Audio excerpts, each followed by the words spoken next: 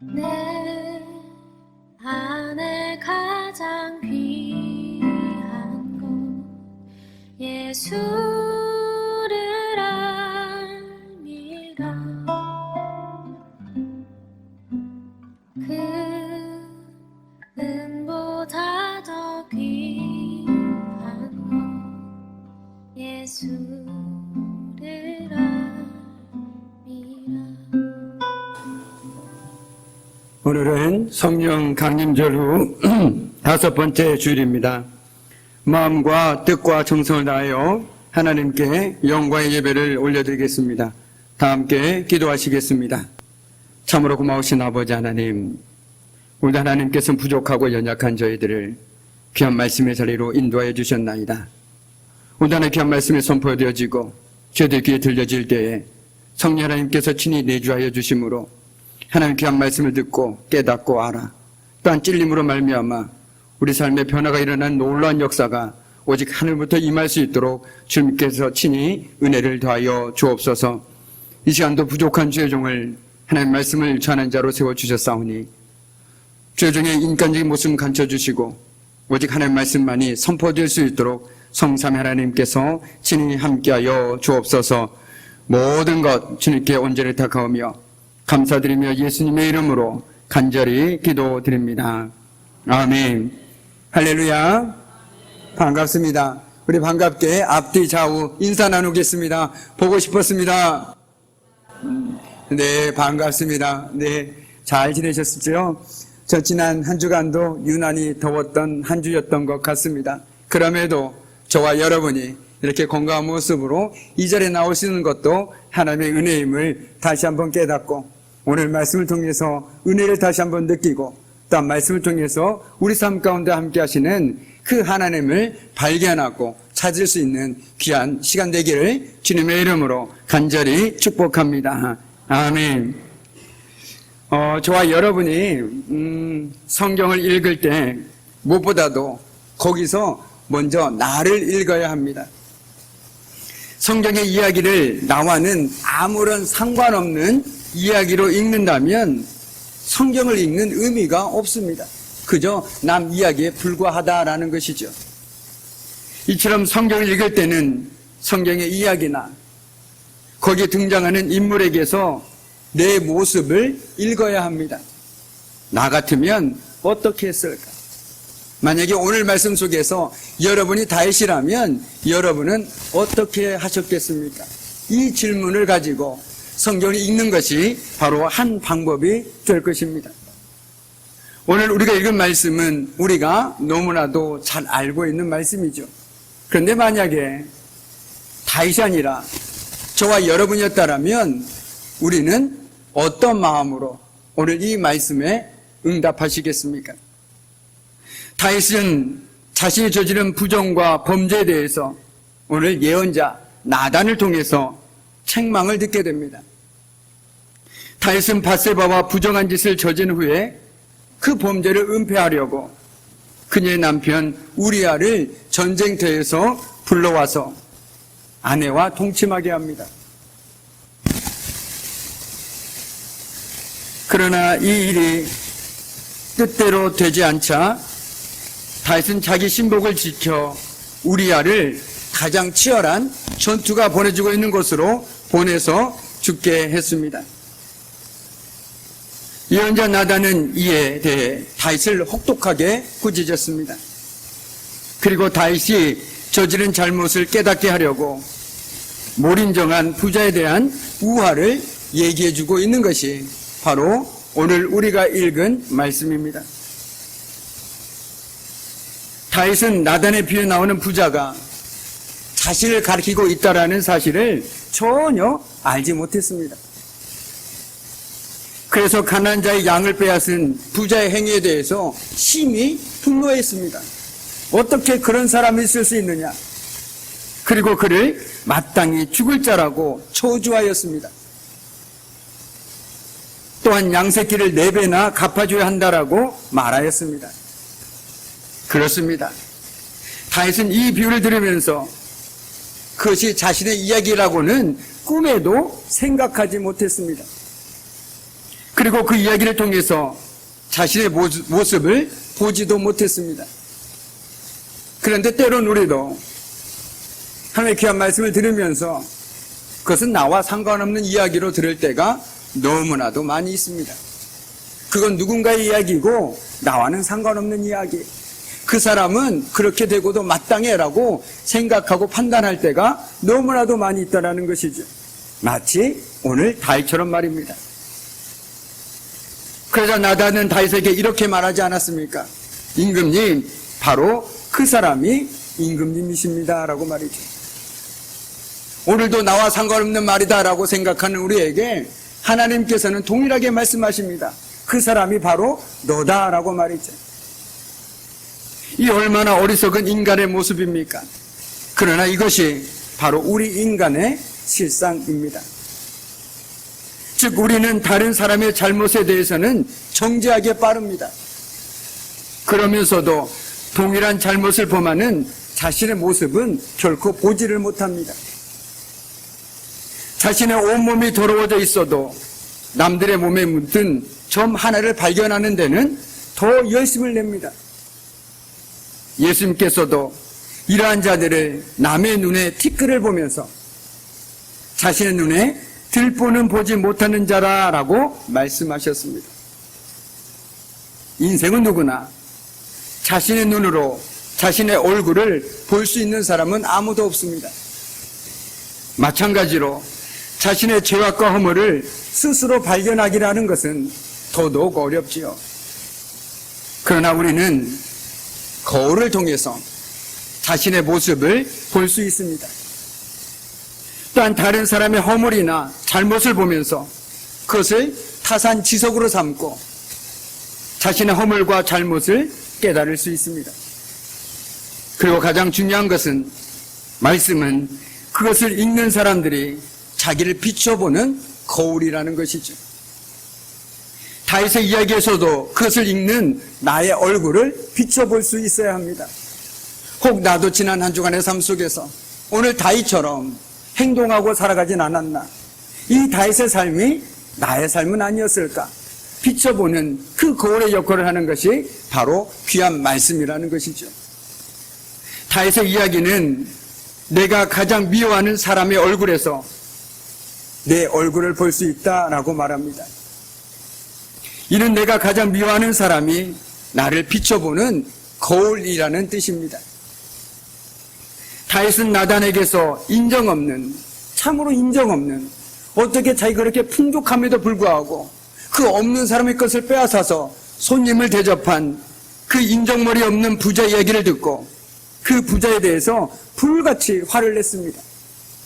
그런 놈이 어디 있냐며 그에 대한 미움을 숨김없이 드러냈습니다. 나단은 그런 다윗을 보고 말했습니다. 바로 당신이 그 사람입니다. 바로 당신이 그 사람입니다.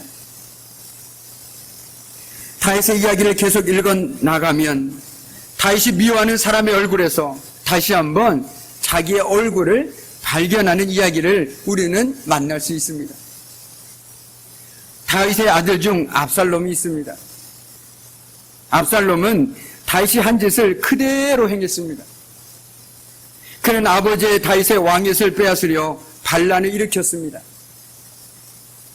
그리고 아버지를 죽이려고 했으며 대낮에 자기 아버지의 후궁들을 군중들이 보는 앞에서 능욕하기도 했습니다.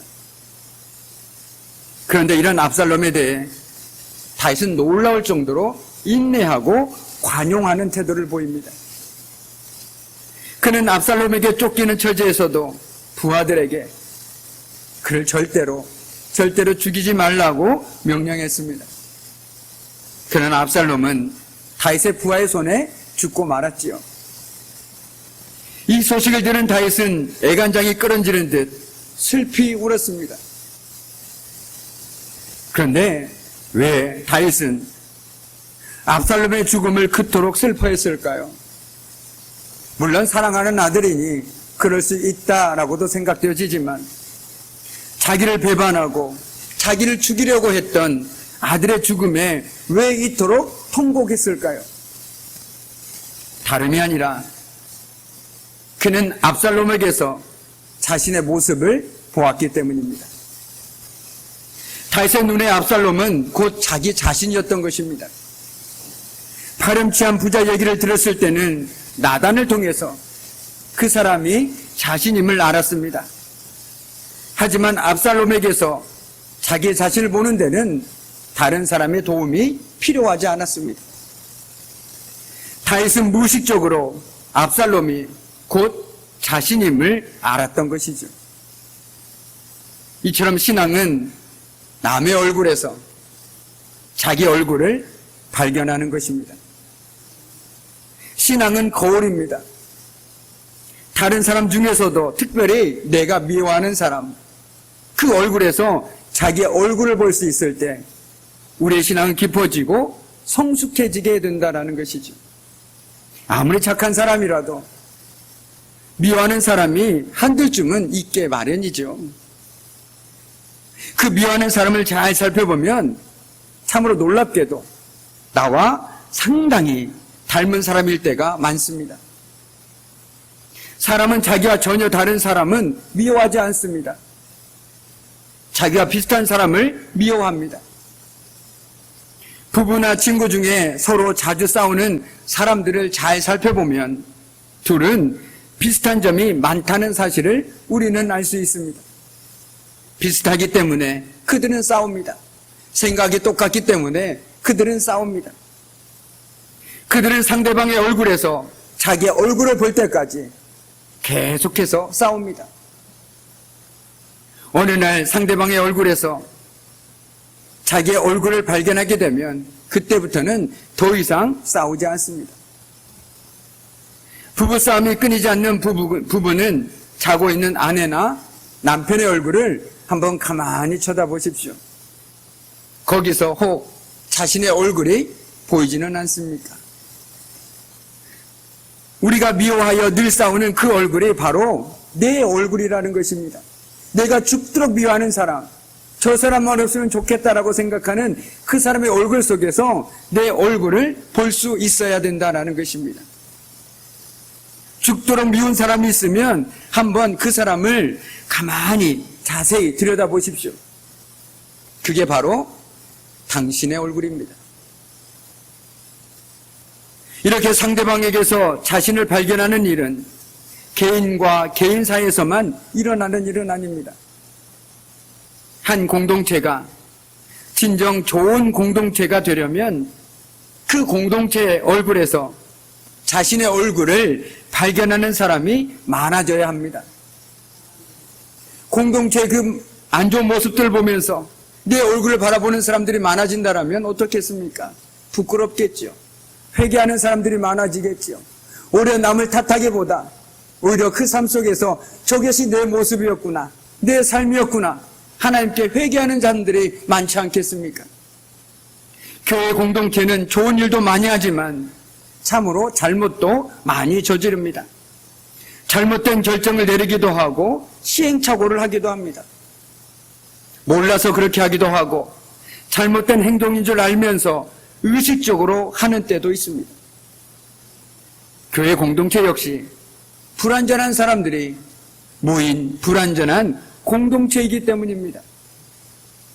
우리가 하나님의 자녀라고 완전한 사람들입니까? 결코 그렇지 않죠. 우리 역시 불완전한 사람입니다. 하지만 내 교회의 실수와 실패, 부족함과 연약함에서 자신을 보는 구성원이 많다라면, 그래서 교회의 실수와 실패를 자기 일처럼 끌어안고 회개하는 교인이 많다라면 그 교회는 참된 예수 그리스도의 공동체가 될 수 있습니다. 이처럼 우리는 먼저 미워하는 사람에게서 나를 볼 수 있도록 노력해야 한다는 것입니다. 사실 오늘 말씀을 준비하면서 저에게도 뜨끔뜨끔했습니다. 그 삶을 가만히 생각하고 나를 바라보니 나와 똑같더라고요. 정말 내가 내 얼굴에 침을 뱉고 있었구나. 내가 누군가는 정죄하면서 나에게는 너무나도 관용적이었구나 라는 것들을 보게 되었다라는 것입니다. 정말 한번 가만히 생각해 보십시오. 아니, 내가 지금 미워하는 누군가를 한번 떠올려 보십시오. 그렇다면 놀랍게도 그 사람의 얼굴 속에서 내 얼굴을 보게 될 것입니다. 얼마나 놀랍습니까? 그런데 우리는 그 사람에게 손가락질을 합니다. 내가 더 심한 사람임에도 불구하고 말이죠. 오늘 다윗을 보십시오. 다윗은 어떻습니까? 양 한 마리 죽인 것 가지고 죽일 놈이다. 손가락질을 하지 않았습니까? 그런데 그는 어떻습니까? 한 가정을 파탄낸 사람입니다. 자기의 쾌락을 쫓아기 위해서 한 가정을 산산조각 내버린 사람입니다. 그것도 살인까지 저지르면서 말이죠. 어떻게 그 사람을 용서할 수 있겠습니까? 그런데 자기에게는 관용적입니다. 그리고 오히려 자기보다 못한 사람에게 손가락질하고 있다는 이 사실을 보면서 혹시 다윗의 모습이 내 모습은 아닐까? 나는 더 큰 잘못을 저지르면서 누군가에게 정죄하고 판단하고 있지는 않나? 다시 한번 생각해 보게 된다라는 것이죠. 이 오늘 다윗의 이야기는 바로 우리들에게 내 얼굴을 먼저 보라라고 얘기하고 있다라는 것입니다. 남에게 침뱉기 전에, 남을 판단하기 전에, 남에게 대해서 수근수근하기 전에 신앙의 거울로, 말씀의 거울로 너 자신을 먼저 비춰보고 얘기해라라고 얘기하고 있다는 것입니다. 내 눈에 들보가 보이면 어떻게 남의 눈에 티끌을 가지고 얘기할 수 있겠습니까? 내가 더 죄인인데, 내가 더 연약한데, 내가 더 부족한데 어떻게 저 사람이 더 부족하다라고 손가락질할 수 있냐라는 것입니다. 절대로 그럴 수 없죠. 내 죄가 커 보이면 커 보인 만큼 남의 죄는 용납해 줄 수 있습니다. 그럴 수도 있지. 뭘 그거 갖고 그래? 왜요? 내 죄가 더 크니까. 내 잘못이 더 크니까. 그런데 내 죄가 적으면 적을수록, 남의 죄가 커 보이면 커 보일수록 도저히 저 사람은 용서할 수 없는 사람입니다. 상종할 수 없는 사람이죠. 인연을 끊어야 될 사람입니다. 그런데 가만히 보십시오. 말씀으로 내 삶을 비춰보면 그 사람보다 우리가 더 죄인 아닙니까? 그 사람보다 우리가 더 죄인 아닙니까? 하나님을 믿는다고 하면서도 여전히 우리 삶의 모습은 하나님 보시기에 영광을 드러내는 삶이 아니라 영광을 가리는 삶을 살아가고 있지는 않습니까? 차라리 하나님을 믿지 않는다라면 모르겠습니다. 그러나 하나님을 믿는다고 고백하면서도 우리의 말과 행동과 우리 삶의 구석구석 보여지는 모습들은 오히려 하나님의 영광을 가리는 모습을 볼 때 우리가 어떻게 누군가를 판단하고 정죄하고 손가락질 할 수 있겠냐는 것입니다. 절대로 그럴 수 없습니다. 절대로 그럴 수 없죠. 바로 그 사람이 나라고 생각했을 때, 바로 그 사람의 얼굴 속에서 내 얼굴을 바라볼 때 우리는 용납하게 되죠. 그럴 수도 있지라고 말입니다. 혹시 우리 성도 안에도 정말 저 사람만 없으면 좋겠다, 난 저 사람 미워 죽겠다라는 사람이 있다면 그 사람을 가만히 쳐다보십시오. 거기에 내 얼굴이 보입니다. 그리고 오히려 정말 내가 더 못났구나, 내가 더 죄인이구나 회개하고 고백하게 된다라는 것입니다. 그런 마음들이 모여질 때 우리 공동체 안에 사랑이 넘쳐날 수밖에 없는 것이죠. 저 사람이 저렇게 하지만 그래도 나보단 낫구나, 나보단 더 대단하구나, 이런 마음들이 우리 안에 있지 않겠습니까? 그렇다면 손가락에 쨌던 손이 아니라 오히려 저 사람이 더 낫군요라고 오히려 존경하는 마음으로 그 사람을 대할 수 있는 것 아니겠습니까? 이것이 진짜 사랑이라는 것이죠. 왜요? 가만히 생각하니 그래도 저 사람은 나보다 낫다, 이 마음이 저와 여러분 가운데 있다면 우리는 누군가에 대해서 쉽게 이러쿵 저러쿵 얘기할 수 없습니다. 판단할 수도 없습니다. 그리고 한 주 동안 살아가실 때 한번 이렇게 생각해 보십시오. 정말 저 사람 저 못된 행동들 고치고 싶다라고 생각되어지거든. 혹시 내 안에는 그거보다 더 큰 행동들과 말들과 그것들이 있지 않은지 한번 하나님께 지혜를 구하면서 샅샅이 찾아보십시오. 모르긴 몰라도 그 사람보다 더하면 되겠지 덜하진 않을 것입니다. 저도 마찬가지입니다. 이렇게 말씀을 전하고 있지만 저도 누구보다 못지않게 부족한 모습들이 너무나도 많이 있습니다. 연약한 모습들이 너무나도 많이 있습니다. 그럼에도 오늘 말씀을 통해서 우리가 다시 한번 남을 통해서, 말씀을 통해서 내 자신을 한번 비춰보자라는 것이죠. 그 통해서 우리가 좀 더 성숙해진 믿음으로 정말 하나님 앞에서 정말 우리가 빛과 소금의 사역을 감당할 수 있는 그 삶을 살아낼 수 있다라면 얼마나 행복하고 얼마나 복된 삶이겠습니까? 그리고 그런 사람들이 모인 공동체는 굳이 말하지 않아도 사랑이 넘쳐나고 하나님께 영광 돌리는 그런 복된 공동체가 되지 않겠습니까? 이제 말씀을 마무리 짓도록 하겠습니다. 오늘 다윗은 자신은 보지 못하고 다른 사람들만 바라보았습니다. 우리 역시 마찬가지입니다. 아니, 저부터 마찬가지입니다. 다른 사람부터 보기 시작합니다. 그런데 나를 보고 다른 사람을 바라볼 때 우리는 이해할 수 있게 됩니다. 나도 그런 적이 있으니 그럴 수 있지. 우리가 어린아이들을 용납해주고 이해해주고 받아줄 수 있는 이유가 무엇입니까? 나 또한 그때를 지나봐서 너무나도 잘 알고 있기 때문입니다. 어른들이 가장 하는 말들 중에 이런 말이 있습니다. 어리니까 그렇지. 아이고, 어린애니까 그렇죠. 다 이해해줍니다. 용납해줍니다. 받아줍니다. 나 또한 그때를 지나왔기 때문에 그렇다라는 것이죠. 신앙에서도 마찬가지입니다. 나 또한 그럴 때가 있었다라면 내가 보기에 조금 부족해 보이고 연약해 보여도 우리가 용납해 줄 수 있어야 되는 것 아니겠습니까? 그것이 진짜 믿음이 장성한 분량에 이른 사람들의 삶의 태도라는 것이죠.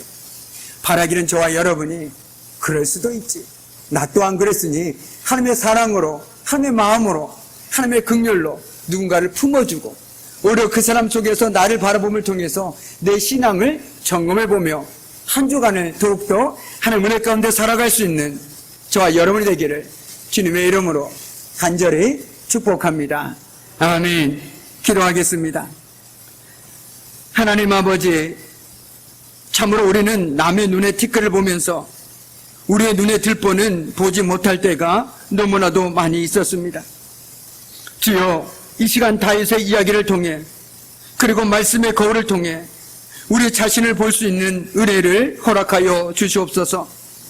내가 미워하는 사람의 얼굴에서 자기의 얼굴을 볼 수 있는 지혜를 허락하여 주심으로 나를 제대로 보고 신앙이 깊어지고 믿음 안에서 바로 세워져가는 은총을 내려 주시옵소서. 예수님의 이름으로 간절히 기도드립니다. 아멘. 우리 이 시간 평화 인사 함께 나누겠습니다. 주님의 평화가 여러분과 함께 하기를 바랍니다. 우리 찬송가 620장 1절 함께 부르시면서 축복하는 시간 갖도록 하겠습니다.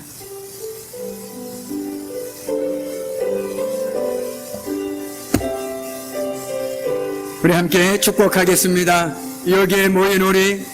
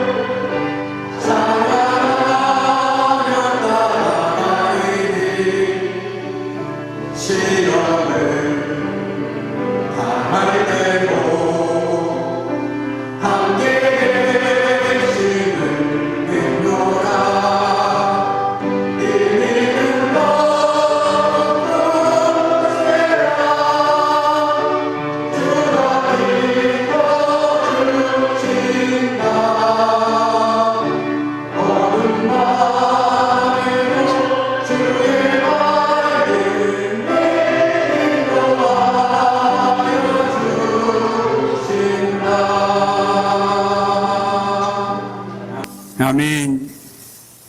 이제는 우리 주 예수 그리스도의 은혜와 아버지 하나님의 말할 수 없는 사랑하심과 성령의 사귐과 임재와 다스리심이 오늘 들려주신 말씀처럼 말씀을 통해서 딴 한 사람을 통해서 나의 삶을 비춰보고 살아가기를 결단하는 우리 귀한 성도들의 삶과 그들의 가정과 일터와 사업장 위에 이제부터 영원토록 함께 하시기를 간절히 축원하옵나이다. 아멘.